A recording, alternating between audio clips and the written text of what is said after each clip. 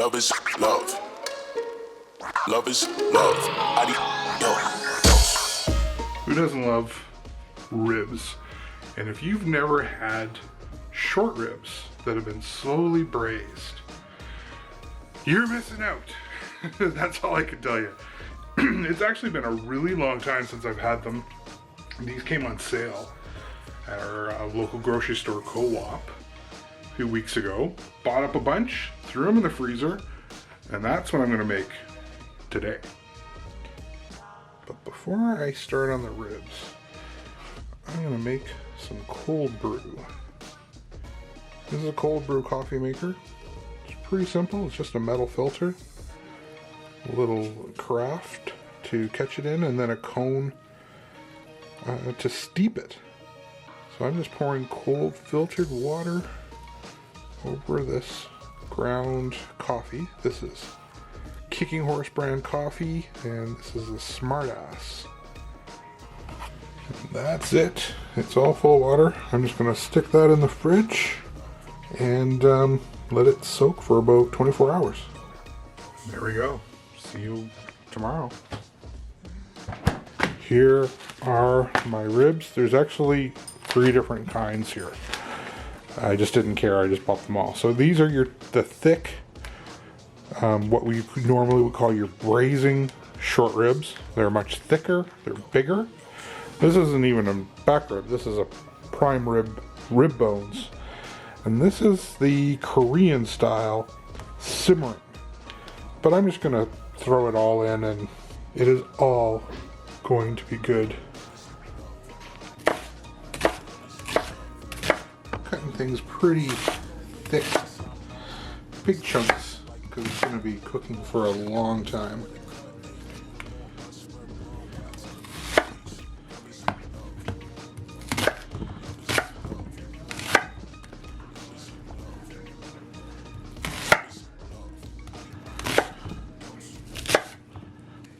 That's 2 onions. It's about 5 stalks of celery. And what do we got there? 7 cloves of garlic, but you know, we like garlic, so as much garlic as you like.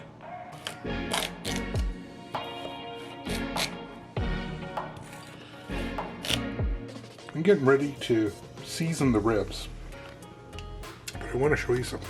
Do you see this? This is the silver skin. It's not fat. That has got to go. No matter how much you cook this,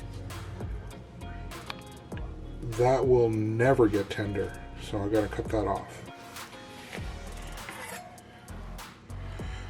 So I'm just taking a really sharp knife and I'm just cutting, if you can see it, cutting very thin just so I can get a little bit of my finger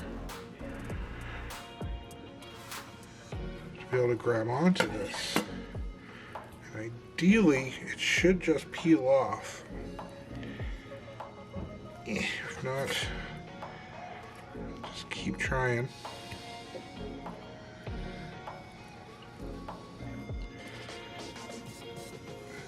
It is not pulling off, so I am just going to simply have to cut it off. I'm trying to pull the skin and angle the knife so that I'm saving as much of the meat as I possibly can. But you just don't want that silver skin. It's just terrible. It's just inedible. It's gotta go.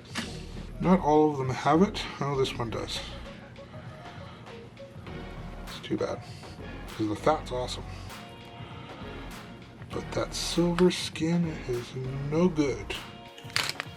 Pepper.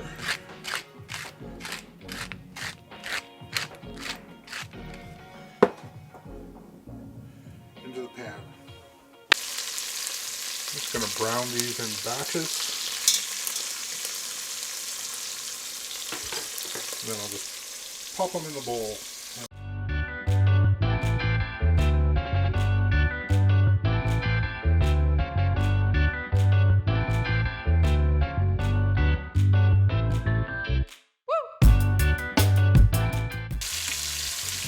So I am browning these short ribs for about 2 or 3 minutes per side. These ones are super thick.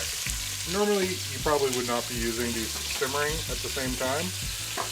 I just bought them because I didn't care. But if you really want to be a purist, just using short ribs, about 3 minutes. These guys did not need that long. But these, there's no way you could cook them in 3 minutes. Let's see how this looks.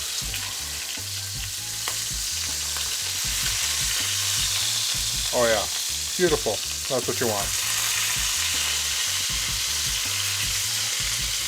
So I'm just going to rotate these around so I get that same edge, that same brownness on all sides. So here are the ones that I've finished so far. And I'm just rotating them through. You can see these last 2 chunks here that are brown. This is just the final part of it that is browning up. Almost ready to go for the veggie. A few more minutes. Here's a little cooking tip for you. If you're doing any of this kind of browning and you're doing multiple batches and you want to save all of that delicious stuff that sticks to the bottom of the pan, but when you do lots of batches, it can start to burn after a while. Add onions. These are the last 3 ribs that are browning, but I'm just throwing some onions in, and that hopefully will kind of save that. So there we go. There's all the meat in this one bowl, all browned. Just going to kick back and wait for the rest.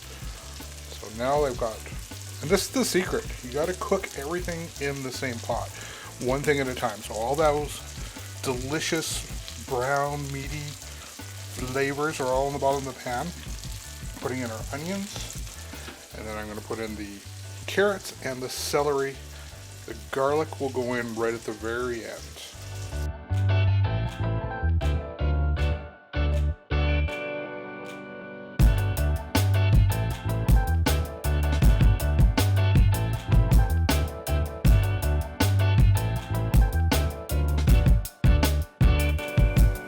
I'm just going to leave the lid on for a few minutes just to help the heat build up inside, to help get those carrots started to be cooked.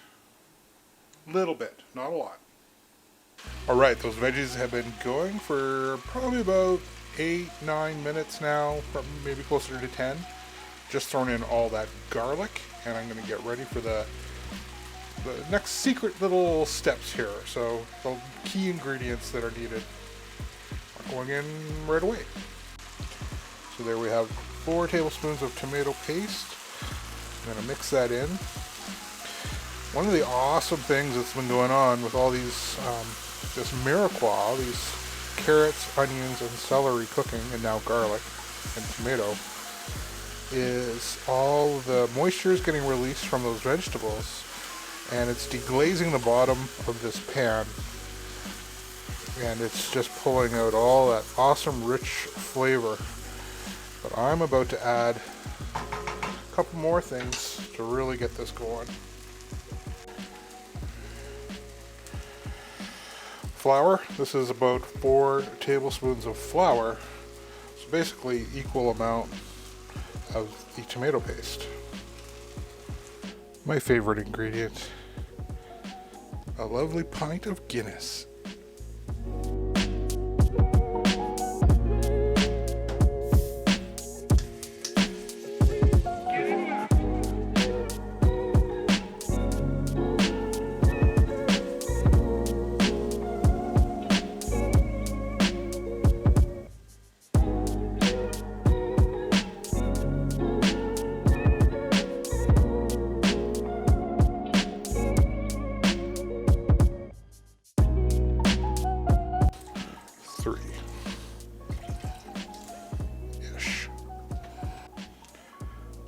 I'm just going to keep kind of scraping the bottom of the pan. Let this get all mixed in. Then it's going to be ready to go in the oven for 3 hours. I'm not sure I'm going to fit them all in, but let's see how I do.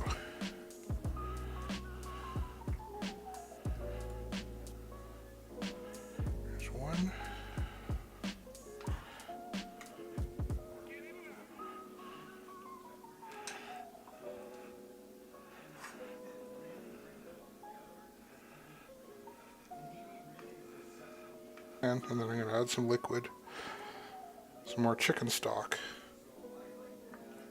and maybe a little bit more beer too, so I don't want to lose that flavor. Okay, let's see how I do here with 2 hands. That pot is pretty darn full. I can't believe I got it all in there, but I'm so happy that I did. But I need to add a little bit more chicken stock.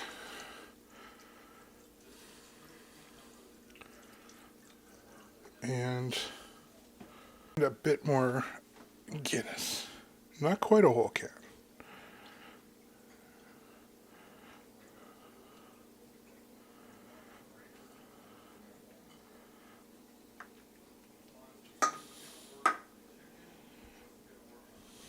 Put on the lid.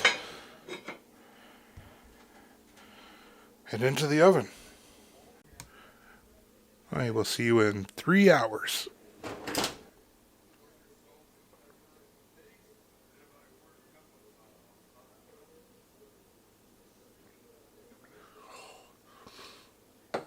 That was so good. So in attempting to keep this delicious and low-carb meal, I am going to make a cauliflower puree that will be served. Basically, I'm going to put the ribs on this cauliflower puree, and this is how I'm going to make it.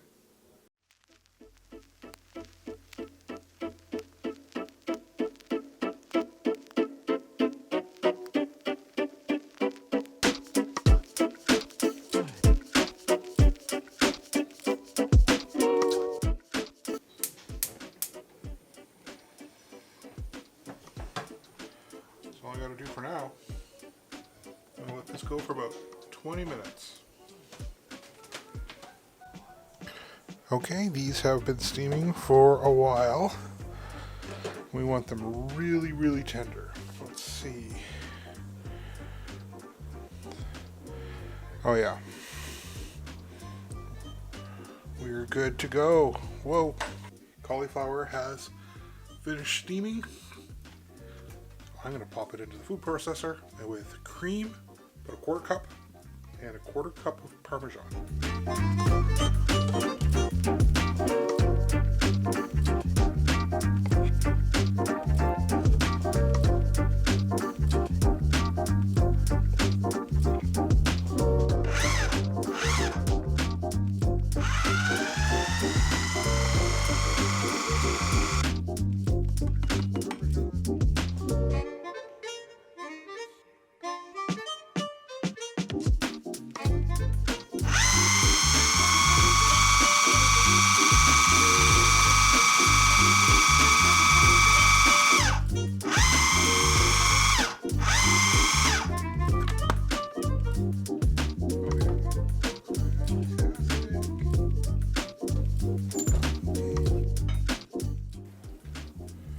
Well, here it is.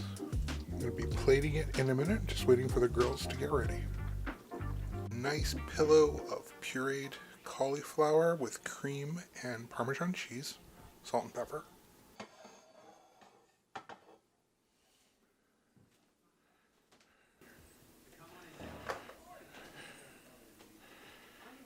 You're welcome.